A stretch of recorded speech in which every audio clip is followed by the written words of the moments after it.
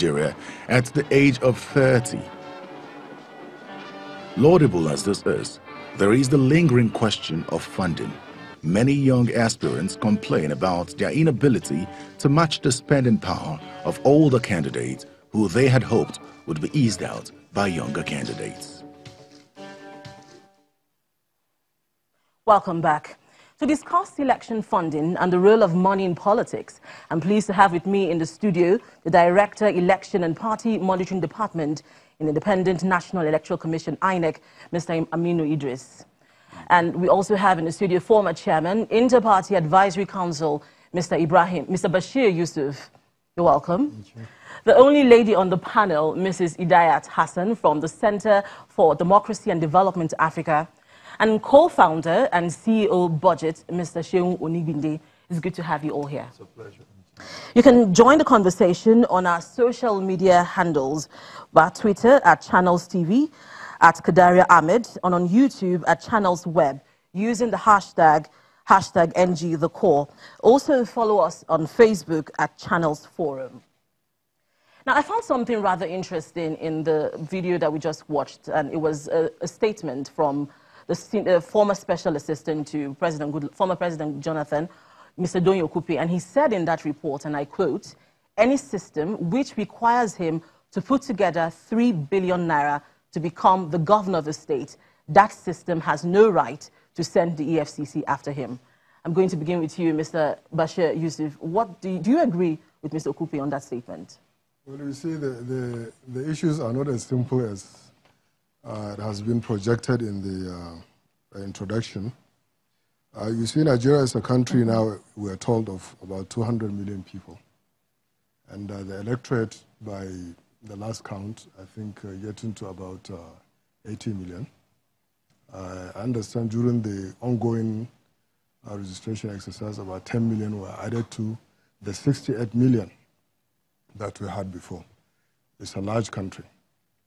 And the infrastructure in the country is obviously substandard. There are no public transportation systems. So many things that are found in countries that are organized are not found in Nigeria.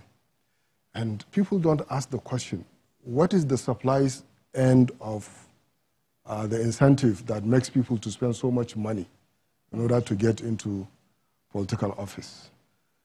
I'll give you an example. I ran to get the senatorial ticket in my senatorial district in Kano Central, with 16 local governments. The spending limit at that time, I think, was about 40 million naira. I don't know. Yeah, 40 million naira. For the primaries alone, I spent over 40 million naira. For the primaries alone. And not all of that money went, to the actual electioneering.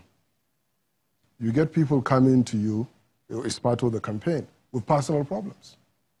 Problems that have absolutely nothing to do with the office you're about to occupy, if you win.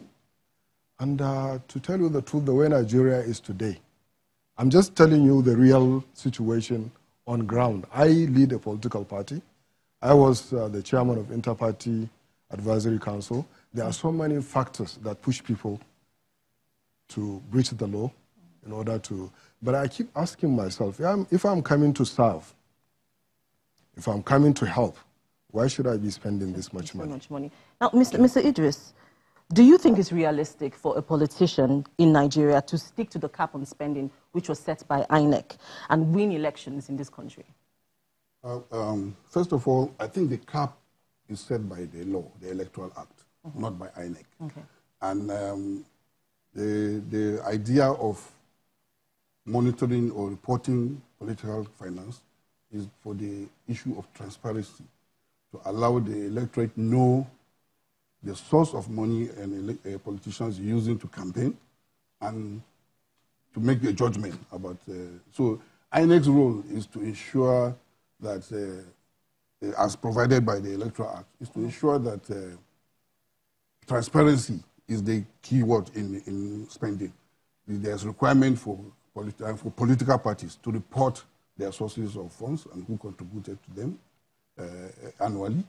And there's also a requirement to report the expense of political parties when it comes to campaigns. Now, from those requirements, the question of compliance is another issue altogether, but that is the provision of the law, and that's the requirement on political parties. Mr. Idris, I'll come back to you on compliance, because that's a huge, topic of discussion today.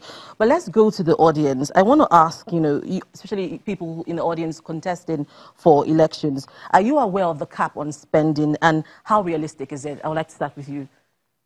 Are you aware of the cap, and how realistic do you think the cap is? Most of the money you're spending in election is not actually in the electioneering process. You're getting a lot of requests. People have every problem once you declare for office. Their mother just died, they need to bury somebody, they have a headache, and you keep doling out this money. So that is unofficial. Then you have to face the one that is actually official. And the Nigerian system requires a lot of the time, if you're in any major party, to actually buy these people over. So you're saying it's unrealistic? Completely unrealistic. Okay.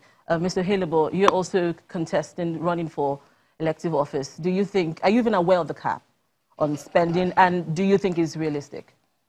Yes, I am aware of the cap. But however, how realistic is it? Like everybody has said, it's not realistic, but should it be that way?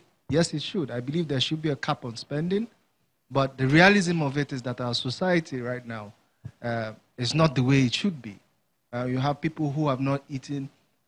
Again, we're looking at people who look at election season as a time for them to engage their people in getting some bit of money. So they are now contractual voters.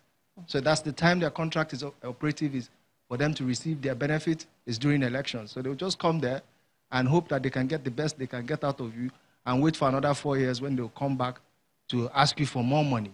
And that's just outside the normal voters. You're talking about the internal party people who you have to go around.